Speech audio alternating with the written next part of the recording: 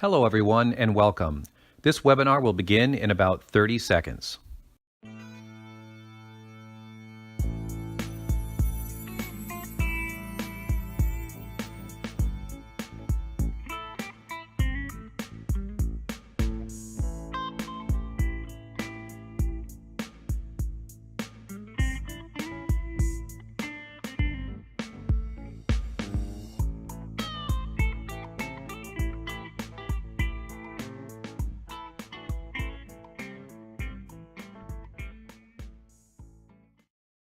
Welcome everyone to the webinar hosted by Fairmont Concepts, voice of the customer research that delivers 5 steps to objective and powerful results.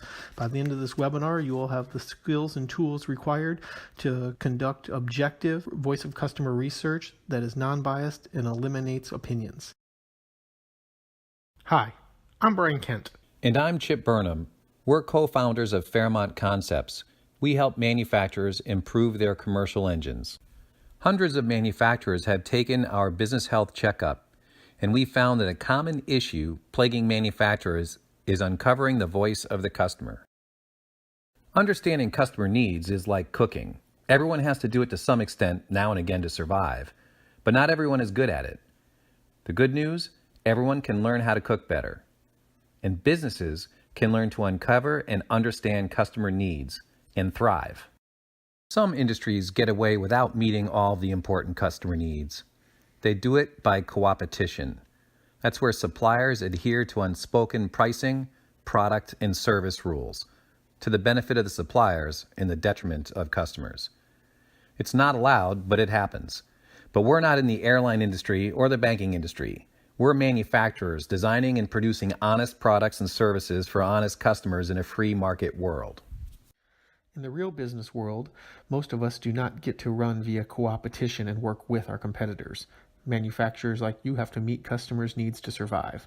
Everyone knows this. In fact, your company is built around this idea. You picked your location, products, services, infrastructure, and staffing levels based on your customers' needs. Whether you research customer needs or not, most departments in your company rely on understanding and meeting customer needs. The different functions shown here, and probably more in your company, all use customer needs information. Sales needs to understand the customer needs to be able to position your products and provide value to your customers. Engineering has to have deep understanding of customer needs, so they are building products that your customers see as valuable. Production uses these needs to deliver high-quality products that meet your customers' expectations. Service has to understand what the customers need after the sale. What kind of on-time response do they need, and what service levels you staff for. The leadership team also needs to understand customer needs. By having a clear understanding of needs at the leadership team, they can staff up either engineering or in different areas based on customers' needs, and marketing. To create valuable messaging that resonates with your customers, marketing has to have clear understanding of what customer needs and what drives them in their purchasing decisions. Customers' needs cannot just be a one-time survey. Successful companies stay current. Customers' needs change, and in today's fast-moving markets like apparel, they change every year or so. In others, like home appliances, they change every 4 to 5 years. Successful companies stay current with the changes in customer preferences and behaviors. It's not enough to just do the things listed here. Successful companies also do something else. They conduct thorough, scientifically based customer needs research. But many of us in manufacturing feel that conducting formal VOC research is unnecessary. All we really have to do is stay close to our customers. Why the hesitancy to conduct through research? Because of these 3 main concerns. Will the VOC research really show us where we can improve? Will my team believe the results? And will the work and effort be worth our time? As managers and leaders of manufacturing companies, we know we need an ROI on most of our decisions. And of these 3 things, one in particular can poison VOC research. Will the team believe the results? Will they take action? So often, voice of customer needs are uncovered, and the company chooses to largely ignore them because they are considered to be the opinions of marketing and sales, or they're thought to reflect old information or the last lost order. When this happens, your commercial engine is not running as effectively as possible. That's why it's so important to conduct unbiased research that will give you results and also give your entire company the confidence in the data to take aggressive action. As an experienced person in your market, you're going to obtain a lot of needs you already knew. This can make the effort seem futile, but it's not. You have to make sure your needs reflect the market, are in a usable format, prioritized, comprehensive, and if anyone is to take action based on them, they must be created in a credible way. It's got to be research, not opinion. There are lots of ways to uncover the voice of the customer. You can have conversations with the top customers in your target markets and write down the needs you uncover. Or you can use email surveys that are automatically triggered by a purchase or an interaction. Or you can hire an outside firm to conduct comprehensive research. A quick study rarely delivers results believable enough to motivate your company into action, and an exhaustive study can drain too many resources and take too long. The approach we recommend takes about 16 weeks, half that time with help, and is based on a system developed by Griffin and Hauser from University of Chicago and MIT Sloan School of Business, and was developed and applied in the field by Applied Marketing Science out of Boston. Here is the output of the research we recommend and are about to show you. As Covey would say, let's start with the end in mind. Here are the two powerful tables. First, the primary needs table. 3 to 7 families, there's 3 shown here, and 12 to 25 primary needs, 14 are shown here, will be created. You can probably imagine some of the need family categories right now, and you might be right. Some of the needs will not be a surprise to you at all. The second table we're going to generate is the Market Opportunity Map. It's a 2x2 grid. Here, the needs found in the primary needs table are rated by as many customers in your target end market as possible. This results in the table that you see here. So not only do you have a primary needs table, you also have a prioritized map of what to consider pursuing first. So what's so special about this approach? It's science, not opinion. It's comprehensive. It collects over 90% of the needs in your target market. It's unbiased. The needs you obtain are stated in the customer's own words, where possible, and then prioritized by the customers. Now we're going to take you through the 5 basic steps to this voice of customer process. Step 1 is scope the project and get buy-in from stakeholders and leadership. 2, develop your interview plan. 3, conduct the interviews, record them so you can obtain the needs verbatim. 4, pull the needs off the interviews and have customers sort them. This allows us to create the primary needs table. And the final step is to send out an email survey to a large audience in your target market and have customers and users prioritize the needs. This creates the opportunity map. Now, let's walk through these steps individually. Step 1 is scope the project and get buy-in from stakeholders and leadership. Gaining support and buy-in will vary based on your organization's size and the size of the voice of customer project. We are not going to spend a lot of time on this topic, but this webinar can be downloaded later from our website, so you do not have to write all of these topics down right now. But if you include the topics shown here, you'll be in position to gain support and buy-in from peers and leadership before you begin the voice of customer project. Remember, one of the keys to successful voice of customer is not only obtaining the information, but ensuring everybody in the company is motivated to use it. We're not going to dwell on this step, but make sure you do not overlook this important step when you start your project. Step 2, develop the interview plan. For your target market, create a plan to interview a good cross-section of the people who use or purchase your products. This example is for a fictitious company that we named ABC Custom Truck Works. They customize vehicles for the landscaper, carpenter, plumber, and electrician markets. This example is specifically targeting the landscaper market, but some overlap to other end markets will occur. Here you can see that they intend to interview only 20 people, but by using the right technique, they're going to uncover over 90% of the primary customer needs, all in just 20 interviews. They might need 80 to 100 customers on their list of names in order to schedule those 20. It might be easier for them to get managers than operators or owners, but they need to stick to their plan and make sure that they fulfill all the boxes in the rows and columns. They'll use random sampling of their customer list for most of the names, But then they might throw in one or two lead users who they know are especially innovative or enthusiastic. After identifying who you want to interview, it's time to make up the interview guide. There's two types of questions to consider when setting up your interview guide: open and closed. Closed-ended questions won't get you needs, but they'll set up the discussion. Do you prefer A or B? Have you ever required emergency service? These are setup questions in the form of closed-ended questions. 90% of the questions you will be asking are open-ended. Here are where the needs will be uncovered. Open-ended questions are intended to get them talking about their experiences, and then you follow the thread of the conversation, veering far off your interview question list as needed. You do this until you've exhausted all potential needs. Why do you prefer B? Why is X so important? Is there any other reason you prefer B? These are the types of things you'll be doing to make sure that you uncover all the possible needs related to a thread of a conversation. Your interview guide should be about 8 to 12 questions long. Then there will also be some follow-on questions. Follow-on questions would be used if, for example, you're interviewing a person who should be in a position to give you great feedback on a topic, but they don't seem to be. Or if a person says something intriguing, you might want to burrow in with a follow-on question. Let's take a look at a sample. I'm going to open up an interview guide that we used when we conducted the VOC research for our own business consulting company.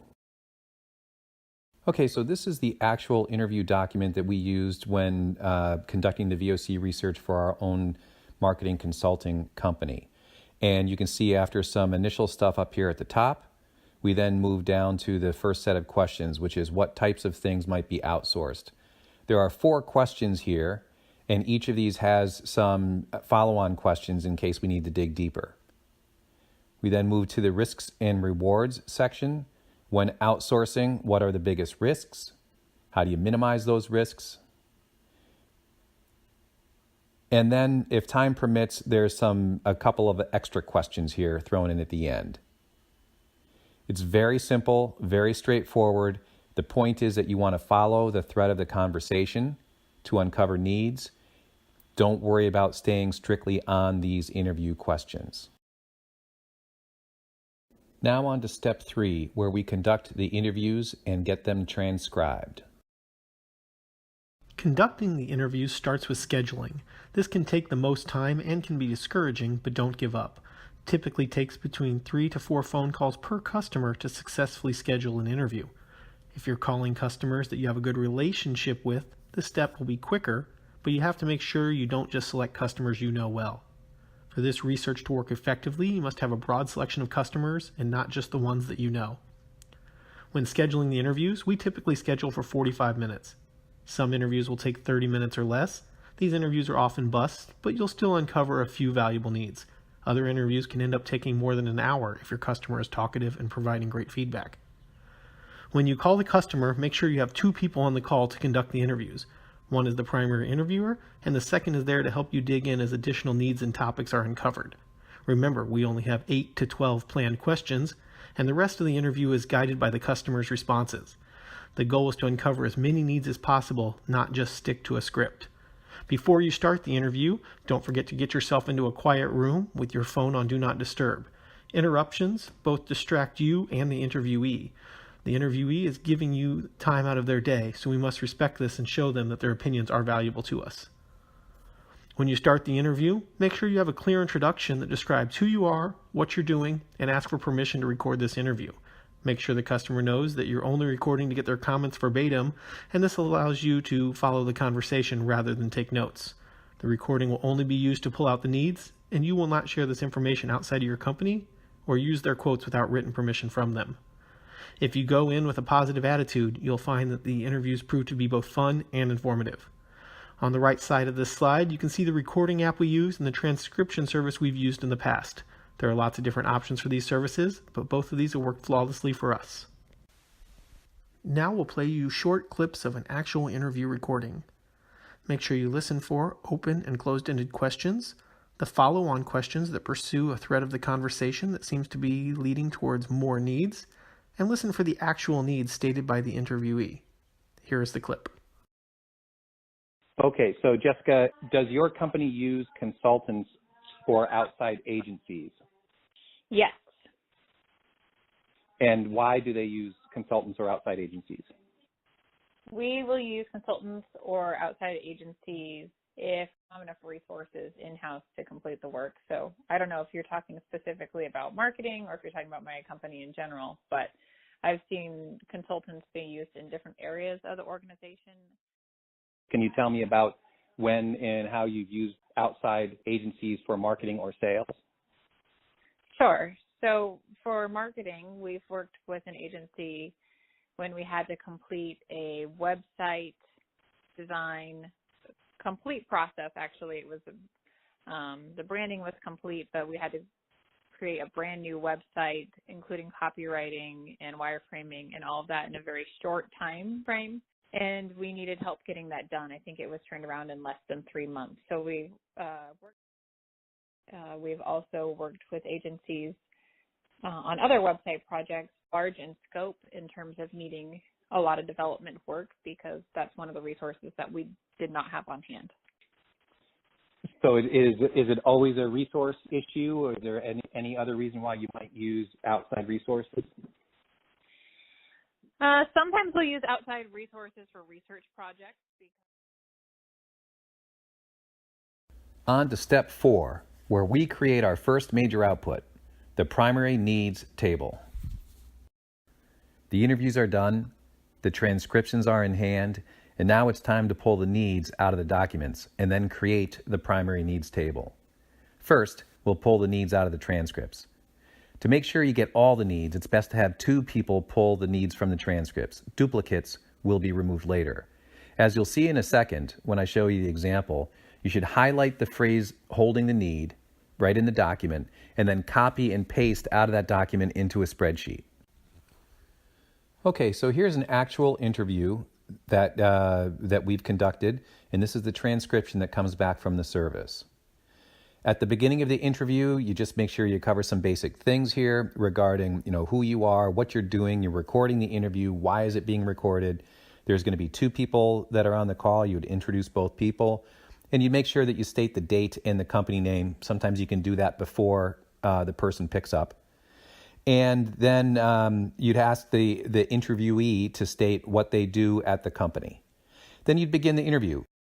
This one is about using outside marketing consultants. So as we move down through the interviews, you can see that there's all sorts of needs that have been highlighted and pulled out. So let's take a look at this particular one here.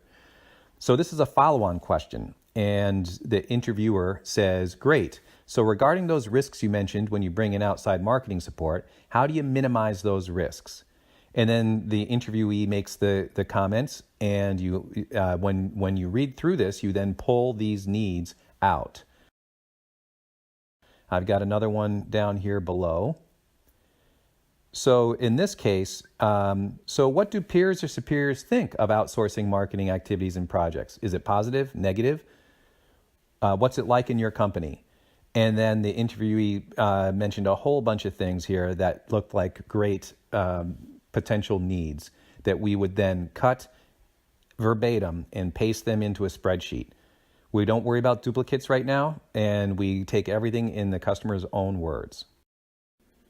The next part of step 4 is to scrub the list. We use a spreadsheet where we have copied and pasted all the needs off the transcript, and we're going to remove duplicates. We also remove solutions, target values, and opinions.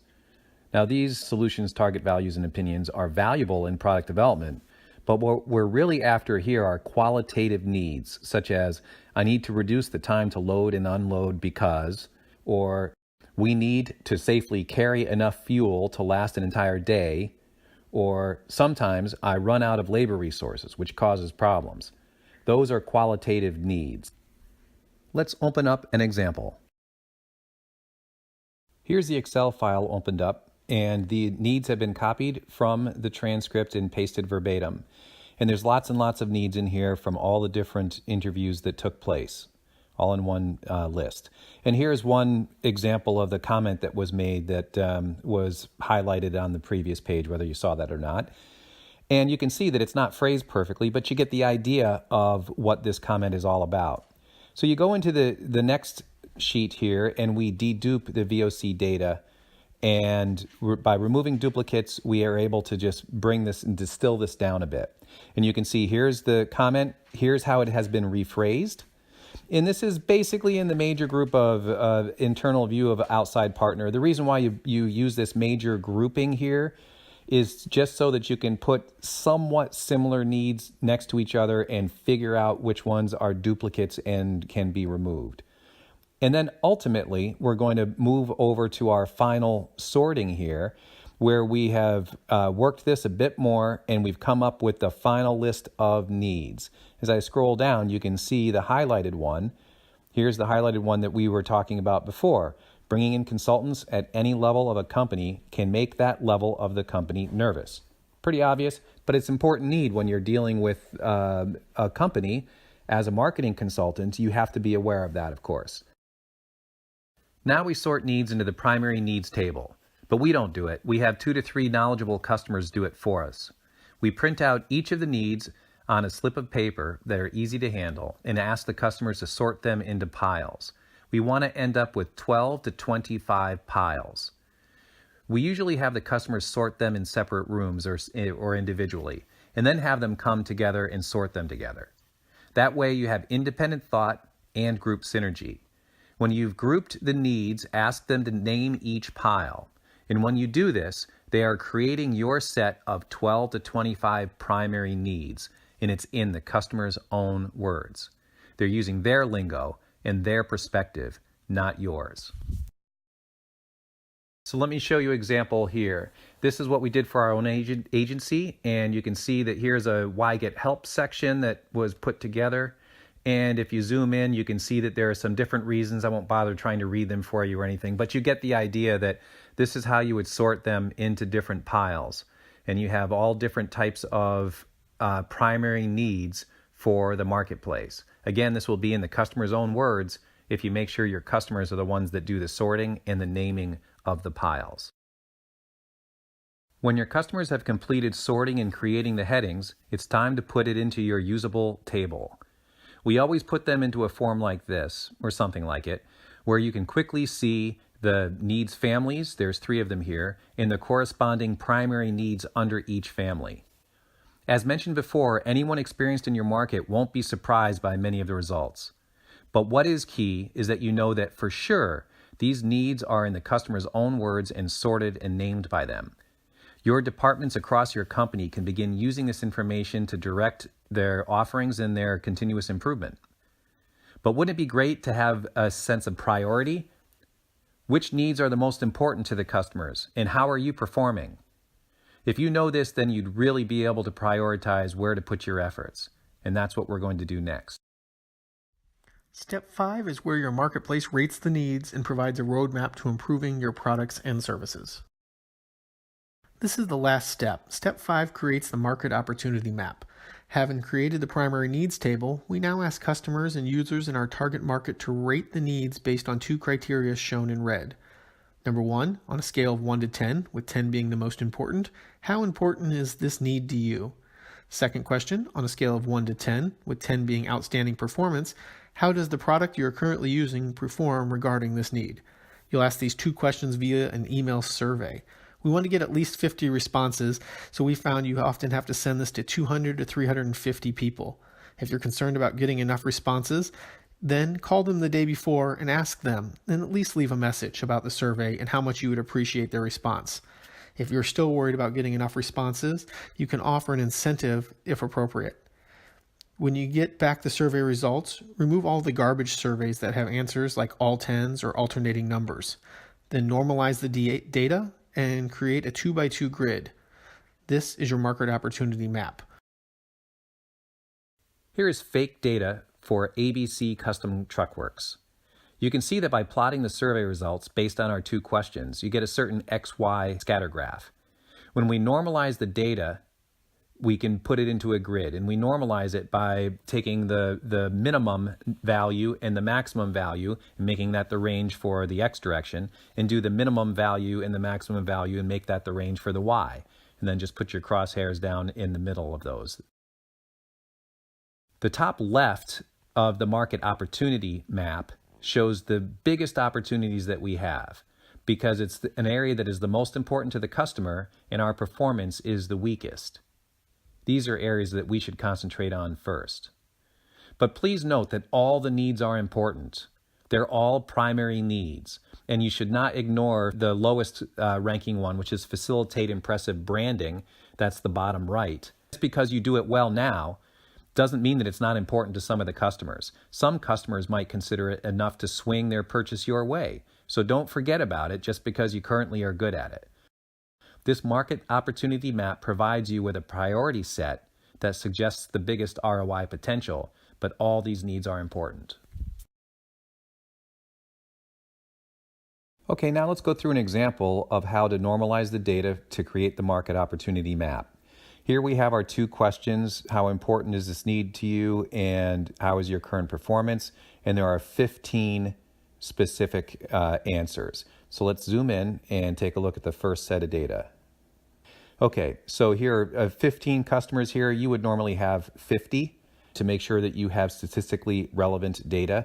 But here we're just going to use an example of 15 so you can see it all on one page. And we have our sum, our number of entries, and our average. We end up with a min and a max and a midpoint for the average for each of the question or each of the needs that were identified as primary needs. If I scroll down, the second question is, how is your performance? And here you can see that it has the same needs, of course, the same customers.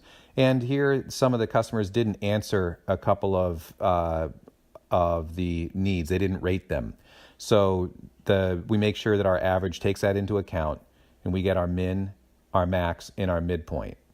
Now on the next sheet, we have the summary of the two average data, and then item 1, 2, 3, 4, 5, and 6. So let me explain this to you now. Okay, so here's the data that's the average of the first question. How does the product you're currently using perform? And how important is this need to you? I think these are flipped upside down. It doesn't really matter.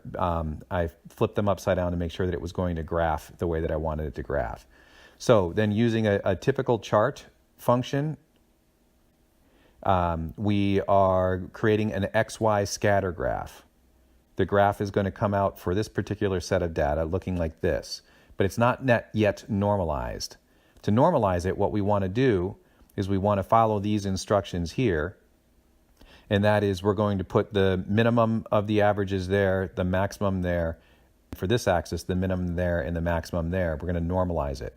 And we use that in the graphic function to format the axis. You double click on that axis, or right click on the axis, I should say, and then then you select format axis, and you enter in the min and the max from the data above. That's going to make this this particular axis will come right down through that node, and the same thing over here. We'll do that for the X and the Y axis. And then you get your data normalized, and you see how this is the min, this one's the max, this one's the max, and this one is the min. Now, if we replace the numbers here with the actual names, and I basically did this manually, we're then able to see clearly where each of the needs are. Now, some of these needs are very close to the borderline, like this configurable bed or highly maneuverable. That's pretty close for ABC Custom Truckworks for that need to be in the other quadrant, but that's okay. You're basically setting up a general priority set here, and some of the needs are going to be right on the borderline of being in one quadrant or the next. And then if we scroll down, or scroll over, we end up with our market opportunity map, having full service plans, full coverage service plans, integrated braking, etc. And that's how you normalize the data. Okay, you've made it. We've covered all 5 steps and created 2 very powerful tools, the primary needs table and the market opportunity map. I can tell you that when I was the CMO of a major machinery manufacturer, I carried these 2 charts with me all the time because they were so important. I used them in meetings to make sure we always stayed on track, and my staff had them visible in their offices. This research should be repeated every few years so that you can continue to improve certain areas and to match an ever-changing market. We'll send you the spreadsheet that helps you create the market opportunity map. Most everything else you need is in the webinar, so hopefully you can refer back to it. And that is it. With those 5 steps, you can create data-driven voice of customer research. We find that these projects typically take between 12 and 16 weeks, but give us a call. We've worked with multiple companies on this, and we can often cut this time in half by helping you. Or we can just provide advice and help you execute. If you have a moment, please go to our website, www.fairmontconcepts.com, and take our free business health checkup. This takes only 3 minutes and requires no commitment, but it will give you a clear set of priorities on 10 different topics. Identify most valuable end markets, creating great messaging, improving sales effectiveness, generating more leads, increasing profitability, etc. Thank you for joining us. We will now take questions.